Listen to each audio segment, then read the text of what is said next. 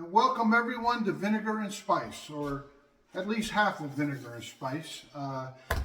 This is the time of the month. It's the third Tuesday of every month when we talk about ways that you can use spices to improve your cooking, your health, and your life. I'm Nick with Local Spicery, and we're going to tackle one of the most common dishes that I think every vegan makes.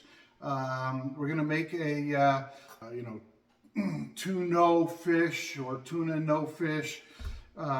Basically, using chickpeas, we're going to make something that closely resembles a tuna salad.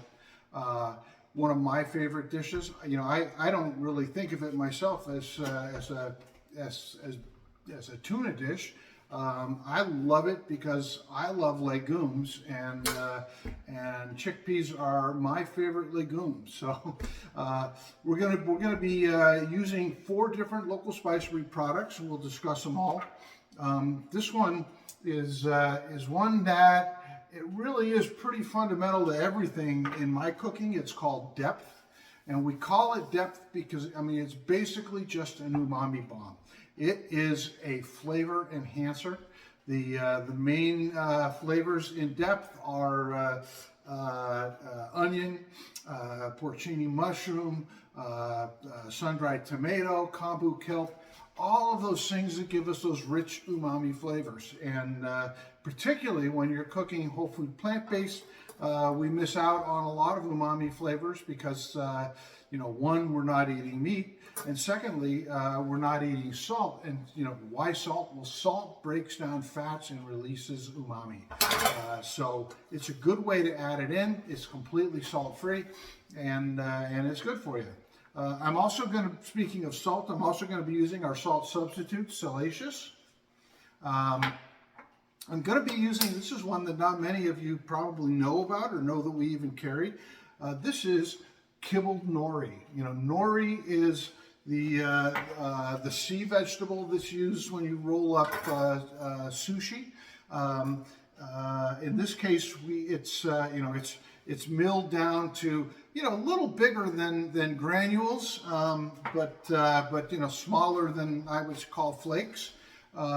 We put it in this dish because it gives it kind of the essence of the sea, is the way I like to think of it. And then the last spice blend that we're going to use, and I'm embarrassed I don't have it in a jar here to show you, but this is our Showstopper Topper, which is basically an everything bagel seasoning without the salt, and we're going to use that just as a little bit of a finish on top of the salad when we've got it done. Usually, what I do when I make this, I start with making the dressing. Before I go into that, though, I want to just point out a couple of websites to everybody. The first one is if you are placing an order online to recognize Chef AJ. Those of you that follow Chef AJ, and all of you do, I do. Go to www.localspicery.com/Chef AJ.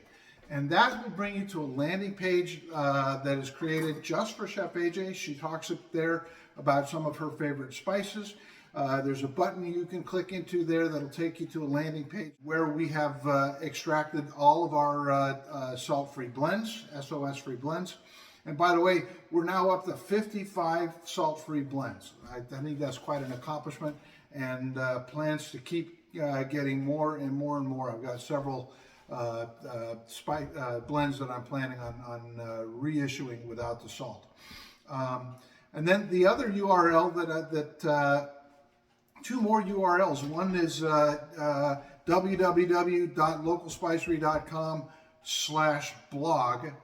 That will take you to where we have the recipe that I'm going to be putting together here, and at least one other recipe, because in putting this together, in putting this meal together, we tried a couple of different things, and they were good enough that we want to share them, but we're not going to put them in this particular meal. The chickpea tuna fish salad It's a great thing to put out as a side dish or an appetizer for your upcoming Memorial Day picnic. Any kind of an outing that you're doing throughout the summer. I guarantee I'm going to be bringing it to one of Chef AJ's potlucks as soon as our schedules work out that I can make it to one again. So we're going to go back the dressing, and the recipe is online. But basically, this dressing, I use cashews to create the substance for it. There's about 2 ounces of cashews, about 1/2 cup of water, I think 2-3 tablespoons of Dijon mustard, and in this I put 1/2 teaspoon of the salacious to give it a little bit of a saltiness, and I put 1/2 teaspoon of the depth. And the reason I do that is, we're trying to make this as close to a tuna fish salad as we can, and we have to get those umamis in there. And this is the best way to do it that I know, without making something really obvious, like dropping aminos in or something that's going to give it an intensely salty flavor. So I do 1/2 teaspoon of each of those in there. This is, I got to give credit where credit's due. This is based on a recipe by Kathy Fisher. Kathy's recipe is fantastic. This is just a little different to fit the way that I cook. And a couple of teaspoons of cider vinegar. Just let it sit for, I like to just let it sit for 5 minutes. I'll spin it just to chop up the nuts. I'll let it sit for another 5 minutes. I'll spin it, and then I'll wait for another 5 minutes and spin it again, and it'll be absolutely smooth like a mayonnaise. It's delicious.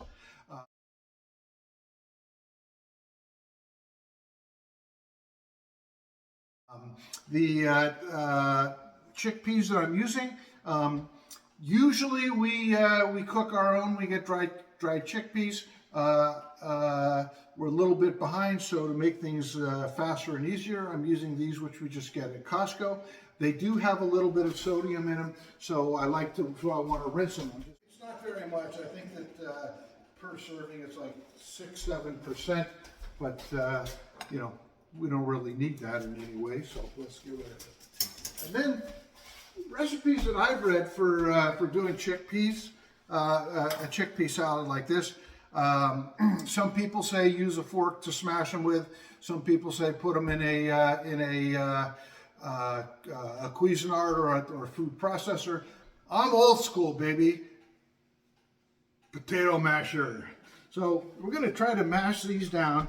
Really, the goal in mashing the chickpeas, you don't want any whole chickpeas left. You want these all to be smashed, and then when you start adding the rest of the ingredients, it adds kind of a creamy substance to it, and it comes together. It really does have a texture very similar to tuna fish. I'll tell you that for me, the flavor that I like the most that comes out of this is the vegetables. This is a really great way to show off fresh vegetables,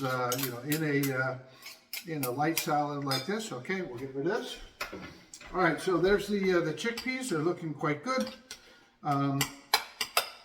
So I'm going to add the vegetables now. I've already chopped them up, but this is that's about 1/2 of a red onion that I've everything here. All 3 of these of the vegetables that I'm using here, I've got them cut down to about 1/8 of an inch dice. I don't want them to be too big. I don't want you to be too aware of the granularity of these different vegetables in your mouth, but I definitely want you to taste them. This I'm putting in here, that's 1/2 of a red bell pepper, again 1/8 of an inch dice. And lastly, this is the celery, and this is 3 pieces of celery that again chopped down to a 1/8 of an inch dice. All right, we'll mix these together. Now, one thing that I think is really important in one of these tuna no fish salads or your tuna salad is you've got your umami, And then you want to have a competing flavor with the umami, and usually it's an acid. When I was growing up, I would make tuna salads. I would make them with capers. I would make them with relish. We're going to do something a little bit different.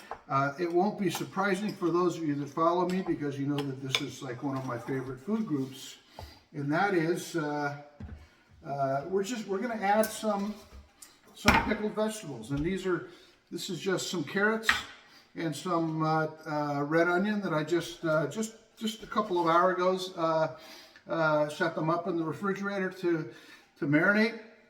Marinate them in a little bit of white wine vinegar, 1 part white wine vinegar, 2 parts water, and I used a blend from the south of France called Herbe de la Garrigue, which has some bright, spiky, and sweet flavors that just go very well with this salad.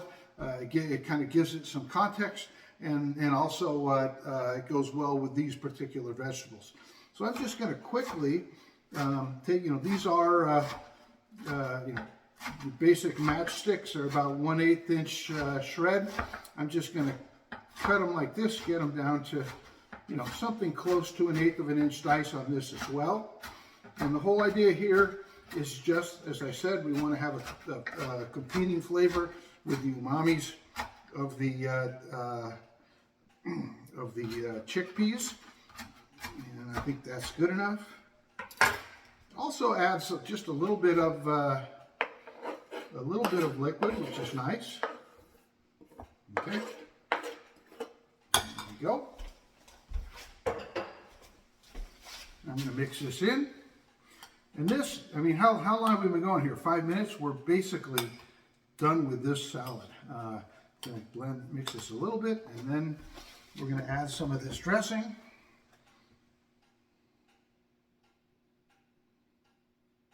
Let's take the top off here.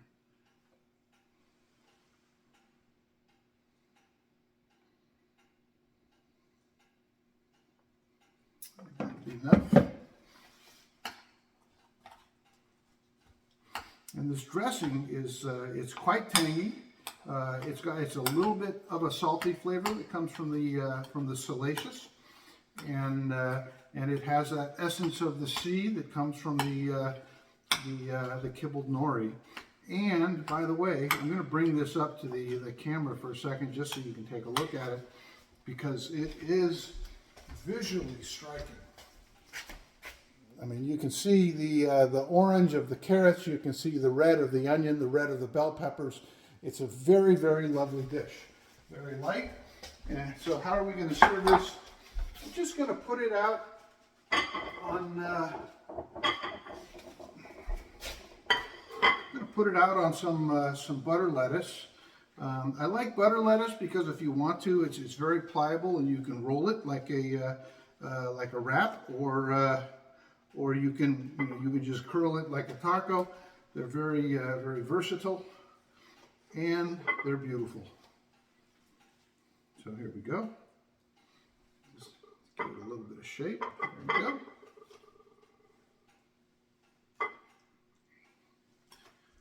I can't think of anything really you could do that would be easier or faster, like I said, for your Memorial Day picnic or your 4th of July picnic or whatever it is you like to celebrate by eating outdoors.